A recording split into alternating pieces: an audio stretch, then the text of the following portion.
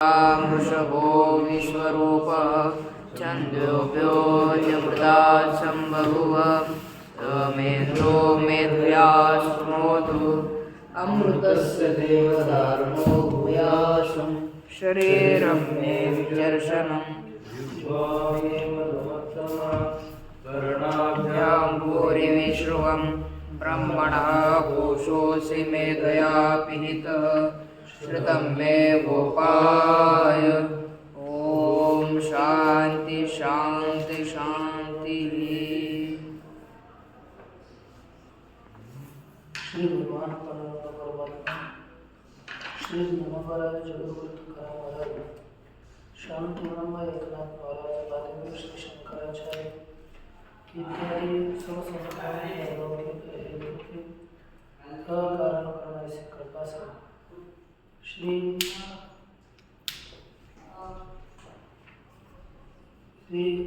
व्यास द्वारा विरचित ब्रह्म सूत्र का विचार करते हुए ब्रह्म सूत्र के तृतीय अध्याय के तृतीय पाद का हम लोगों का विचार पूरा हुआ था और तृतीय अध्याय के तृतीय पाद के तृतीय अधिकरण का विचार हुआ। चतुर्थ का आरंभ भी है और यहाँ ये बताया गया था कि ओम इत्येतद अक्षरमद्गीत उपासित। यहाँ पर अक्षरोद्गीत शब्द इनमें सामानाधिकरण का श्रवण होने पर आध्यास अपवादिकत्व विशेषण पक्षान कौन कौन से पक्ष? एक अध्यास अपवाद और चौथा विशेषण। कितने हो गए? चार। इन चारों की प्रतिभासना अने प्रतीति होने से कथमो अत्र पक्षो न्याय से कौन सा यहाँ पर पक्ष योग्य होगा इसका विचार है। अध्यास है, एकत्व है, अपवाद है अथवा विशेष। इन पक्षों का विचार करते हुए क्रमशः अध्यास का क्या अर्थ है यह बताया और अपवाद का भी बताया था। क्या देखिए बताते हैं। एकत्व आध्यास किसको बताया? द्वयो वस्तुनः अनिवर्तितायाम् एव अन्यतर बुद्धि आद्यस्यते। एक में दूसरे बुद्धि का आरोप करना यह अध्यास है।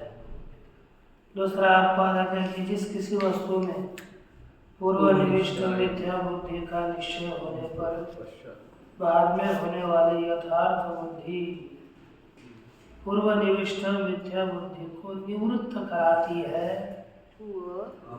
वही अपवाद बुद्धि है। तत्पश्चात कहते एकत्व तो अक्षरोद्गीत शब्दयोः अनतिरिक्तार्थ। एकत्वं तो अक्षरोद्गीत शब्दयोः अनतिरिक्तार्थवर्तित्वं है कि नहीं? परंतु अक्षर और उद्गीत ऐसे दो शब्द है, इन दोनों में पृथक अर्थ, इन दोनों का अलग अर्थ न होना, दोनों का एक अर्थ होना, यही एकत्व है। यथा द्विजोत्तमो ब्राह्मणो भूमिदेव है। जैसे द्विजोत्तम द्विजश्रेष्ठ, दूसरा ब्राह्मण और तीसरा भूमिदेव, ये सभी एक अर्थ वाले, अलग अलग इनका अर्थ नहीं, समान अर्थ। एकत्व माने समान अर्थ करा। विशेषण क्या चीज है?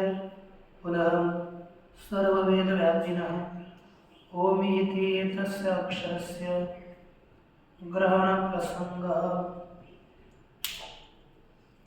जो पुनः सर्ववेद व्यापी ओम इस अक्षर का ग्रहण का प्रसंग होने पर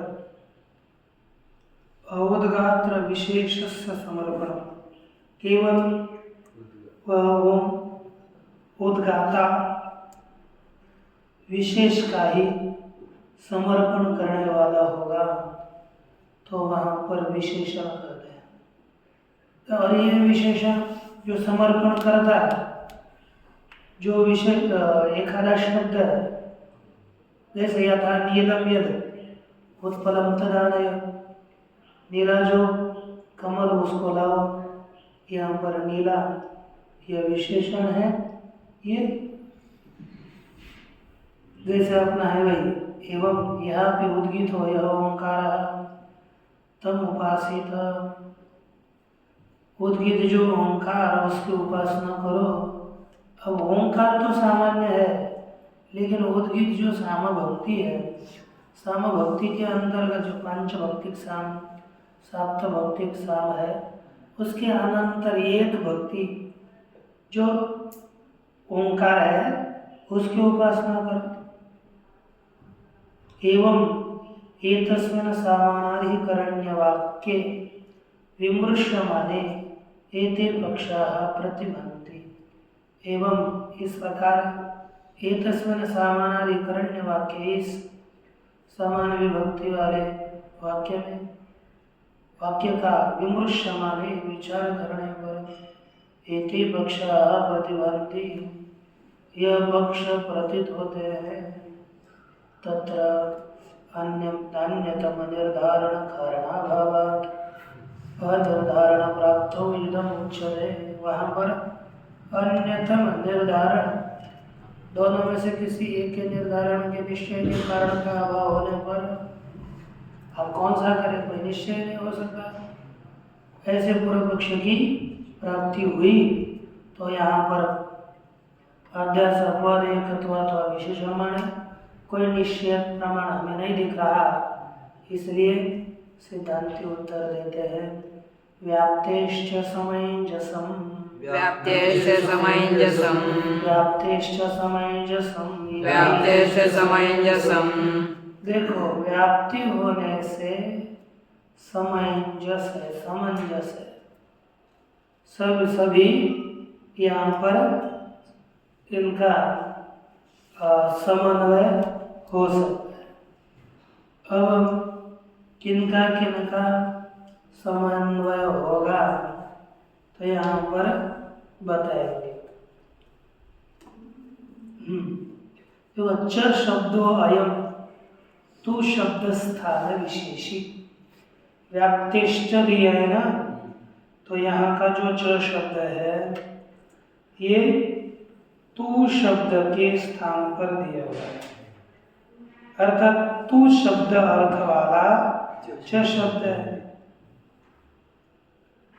और व्याप्ति माने तीनों वेदों में इसकी व्याप्ति होने से यहाँ पर जो विषय ओंकार को विशेषित किया जाता है यही योग्य है, यह बताएंगे।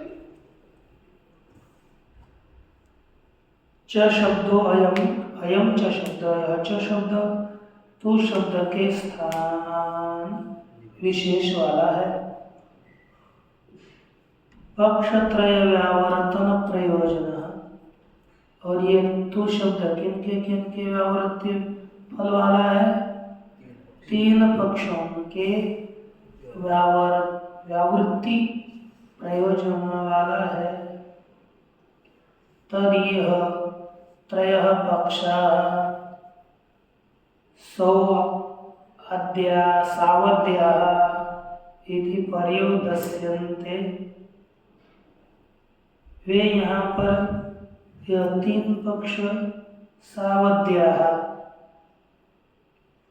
अर्थात दोष वाले हैं, निंदनीय है, इसलिए पर्युदस्यन्ते,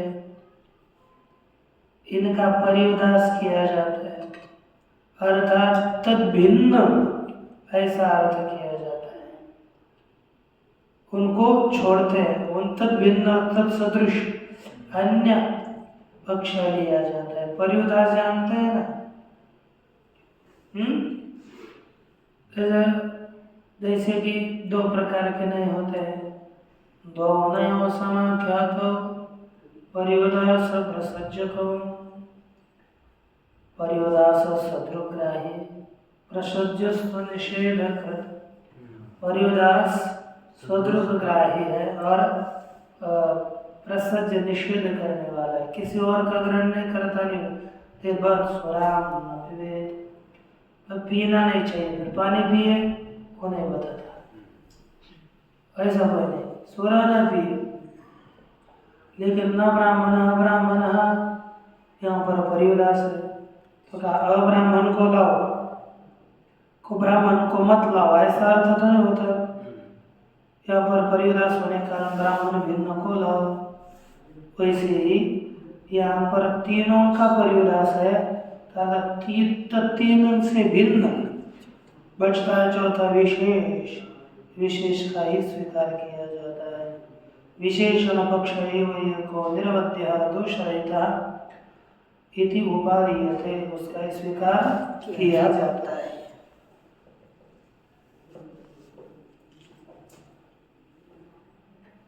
इसमें तत्राध्यास है, इन चारों पक्षों में अध्यास में तावदिया बुद्धि इतरत्र अध्यस्य थे, जो बुद्धि दूसरे पदार्थ में करी जाती है उसका अध्यास किया जाता है, आरोप किया जाता है।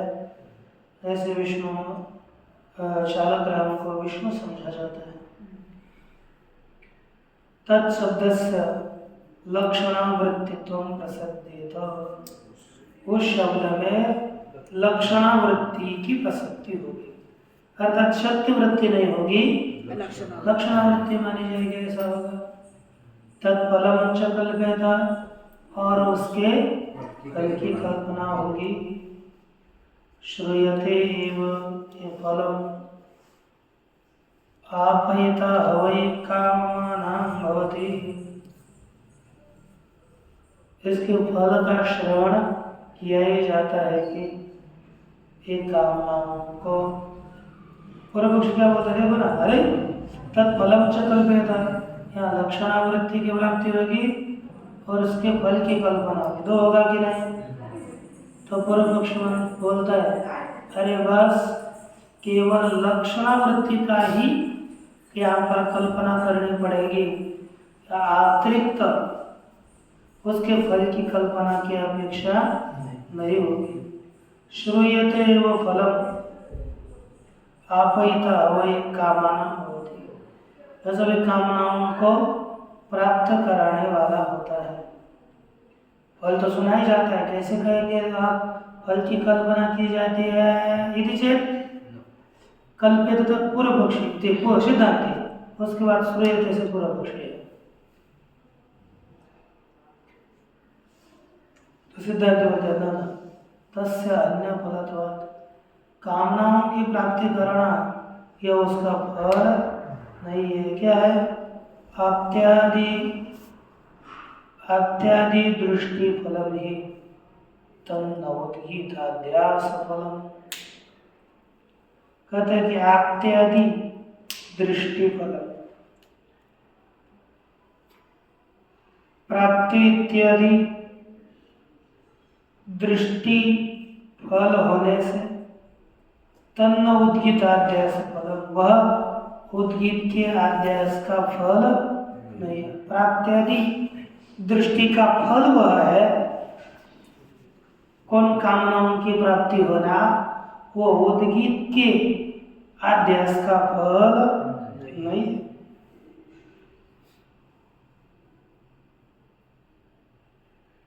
टीका में न्याय निर्णय में न च तस्य उभय फलत्वम् आप्त्यादि दृष्टिं च विधातुम् ओम इति एतद् अक्षरमिति वाक्येन विशिष्ट प्रणवार्थेन पृथक् उपास्ति विधि अनुपगमात् इति भावः।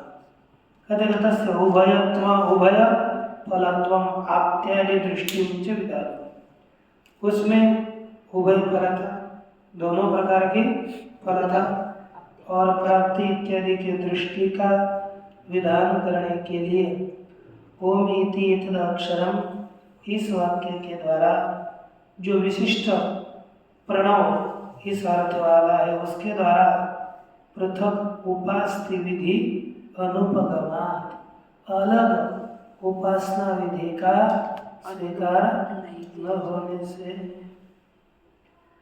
अपवाद पक्षम प्रतिया, उसके अपवाद पक्ष के प्रति भी कहते हैं कि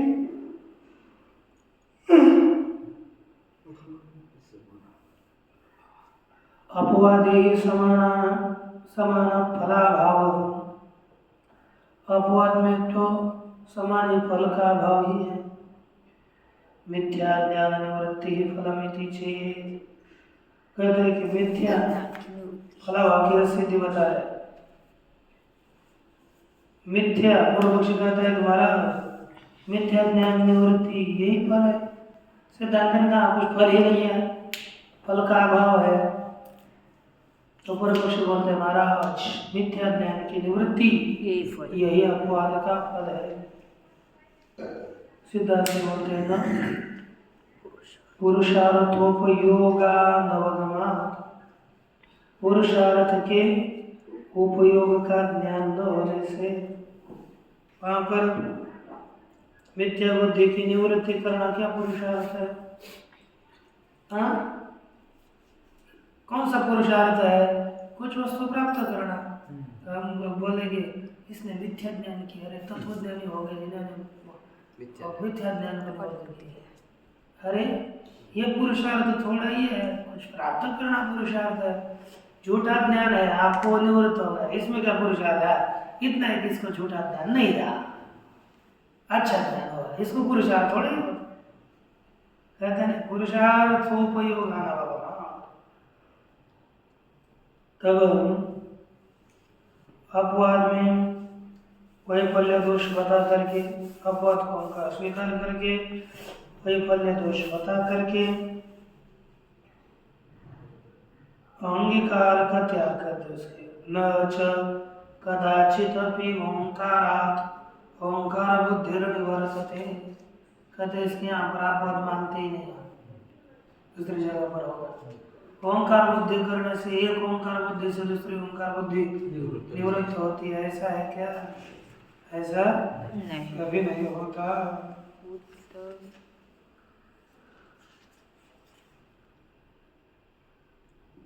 उद्गीत वह उद्गीत बुद्धि अथवा उद्गीत से उद्गीत बुद्धि की निवृत्ति नहीं होती।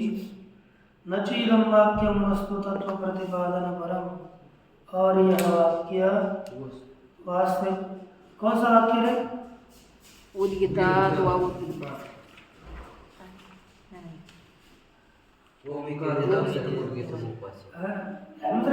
क्या चल रहा है?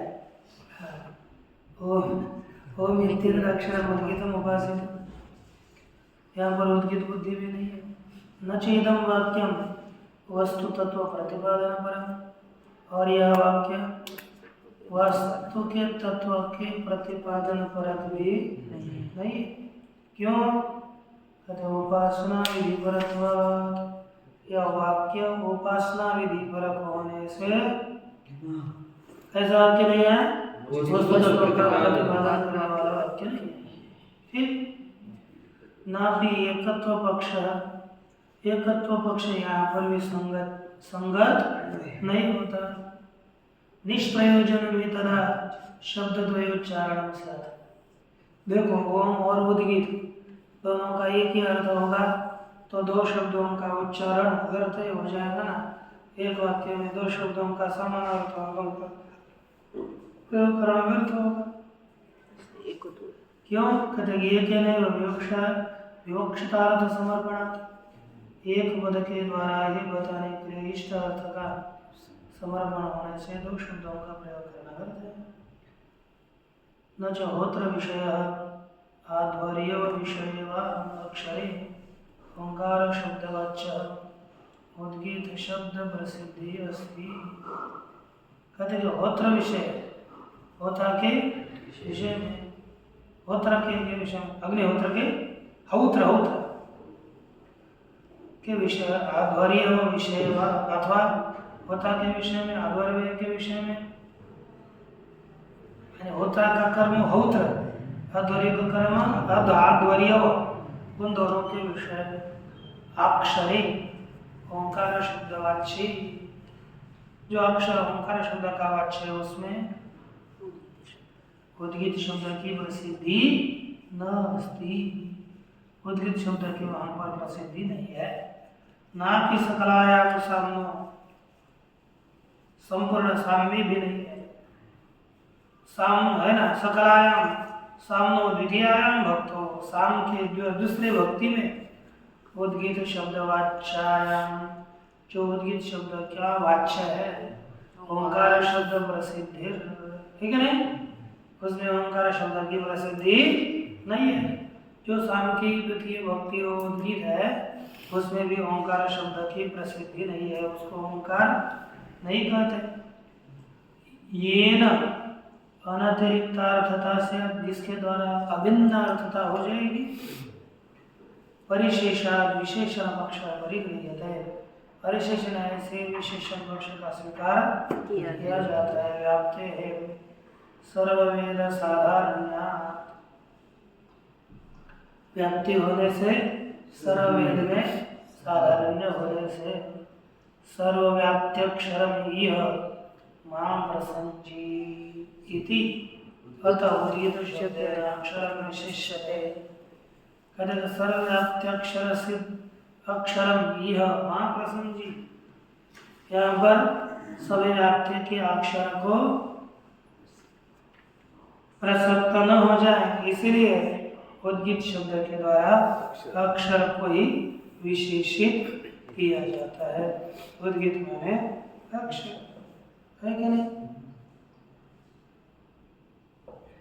अब देखो, कथम नाम उद्गीत अवयव भूतः व्याप्ते है, वही क्या ना, सर्ववेद सारण्य साधारण्य अर्थात सभी व्याप्त, इसमें उद्गीत शब्द की व्याप्ति है ना, सब जगह पर समान है। ओंकार सभी वेदों में समान है ना, इसलिए सर्वव्याप्ति अक्षरम यह वहाँ प्रसंजित, तो उद्गीत शब्द से भी यहाँ पर ये जो यहाँ साम भक्ति बताई जाई गई है ना, यह अक्षर सभी उपनिषद सभी वेदों में व्यापक है, ऐसी प्रसक्ति न हो जाए, इसीलिए प्रस्तुत में क्या किया है कि उद्गीत शब्द के द्वारा केवल यह अक्षर उसको संकोचित किया गया है।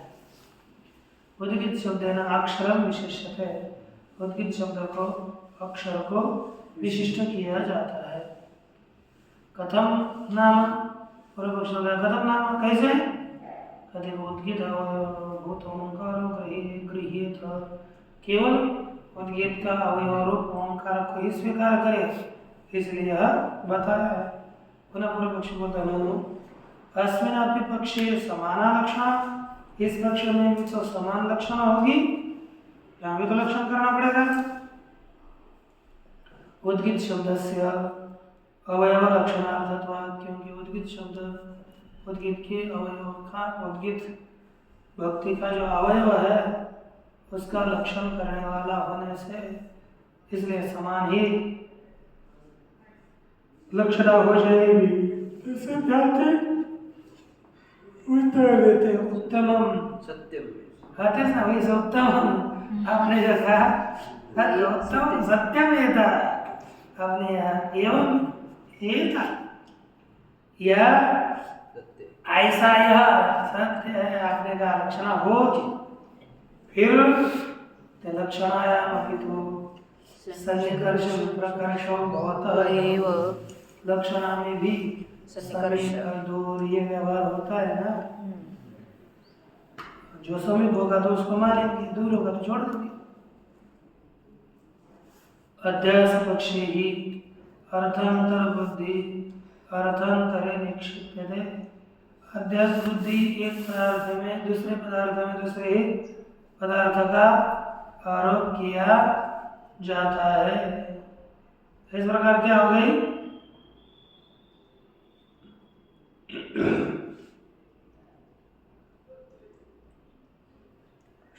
इसलिए इति विप्रकृष्ट लक्षण विशेष पक्षे तु अवयव विवेचनेन शब्देन अवयवः समर्प्यते इति।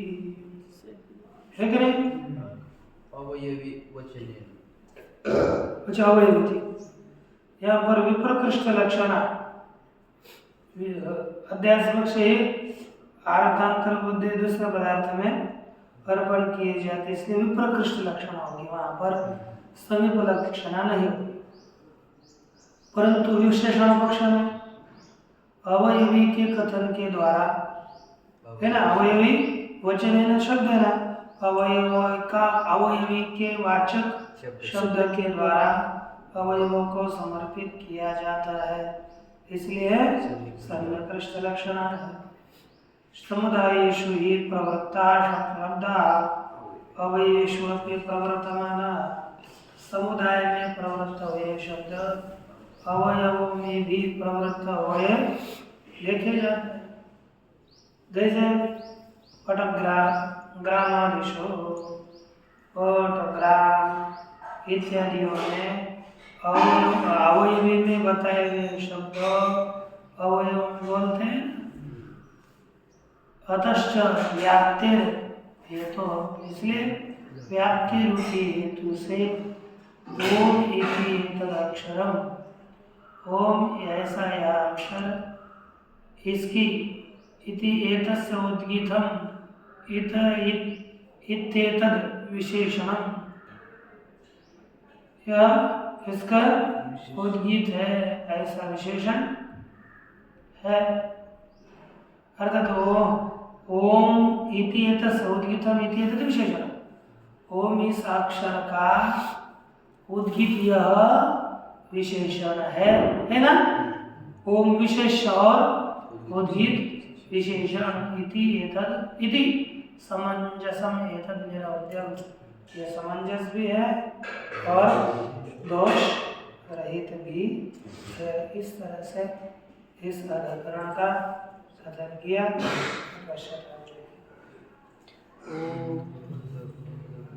पूर्णमदः पूर्णमिदं पूर्णात् पूर्णस्य पूर्णमादाय पूर्णमेवावशिष्यते।